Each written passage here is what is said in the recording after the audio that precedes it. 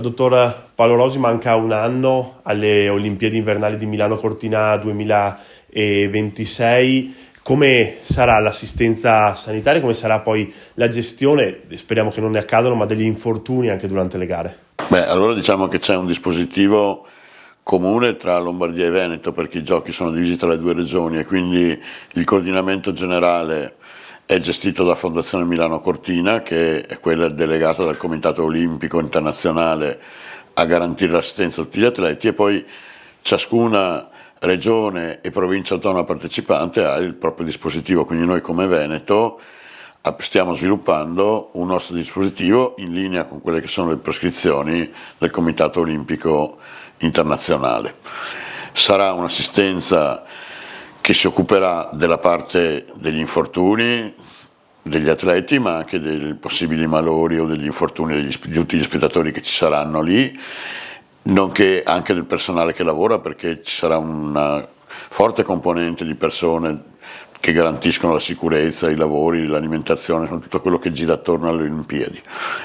E poi ci occuperemo però anche di salute pubblica, perché una concentrazione così di persone pone dei rischi di tipo infettivo, e quindi anche qui ci sarà una forte componente di sorveglianza sanitaria, e anche, non ultimo, ci occuperemo anche di promozione della salute, perché è quello che ci chiedono anche gli organizzatori dei giochi. Ecco, le Olimpiadi si svolgeranno appunto in un territorio comunque complicato come quello montano. Voi siete comunque abituati a operare in situazioni chiamiamole critiche. Quali sono gli scenari che vi spaventano di più? Intanto precisiamo che c'è sì lo scenario montano, che è quello prevalente, ma che dovremo anche ospitare la cerimonia di chiusura dei Giochi Olimpici e di inaugurazione dei Giochi Paralimpici all'Arena di Verona, e quindi abbiamo anche quel fronte.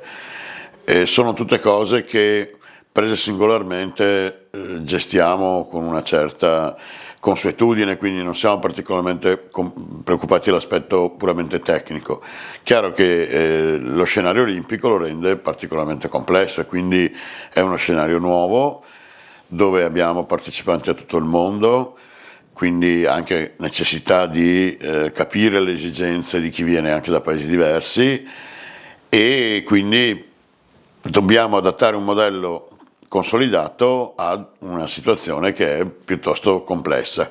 Quello che è certo è che impiegheremo personale dipendente del servizio sanitario che già fa queste cose come suo lavoro ordinario, proprio perché vogliamo la massima professionalità, e quindi non appalteremo questo servizio a qualcuno, ma lo gestiremo in casa con il personale di tutte le aziende sanitarie. L'ospedale di Cortina verrà riaperto, però ci sarà comunque anche una rete di ospedali per far fronte ai possibili interventi, quindi tutto il Veneto e tutta la sanità veneta si stringerà, diciamo, per queste Olimpiadi. Sì, allora dal punto di vista ospedaliero il regolamento olimpico ci chiede di avere a disposizione degli atleti un policlinico olimpico. L'ospedale di Codivilla verrà completato poco prima dei giochi e utilizzeremo quella struttura inizialmente come policlinico olimpico dedicato agli atleti. Resterà l'attività del Putti, perché una delle regole che dobbiamo assolutamente seguire è che l'assistenza alla popolazione non deve essere minimamente intaccata dai giochi, e quindi tutto quello che verrà creato sarà aggiuntivo rispetto a quello che oggi c'è. Poi gli ospedali di riferimento olimpico saranno quelli di Belluno e di Treviso, sia per gli atleti che per gli spettatori, e ovviamente quello di Verona per la parte che riguarda la cerimonia.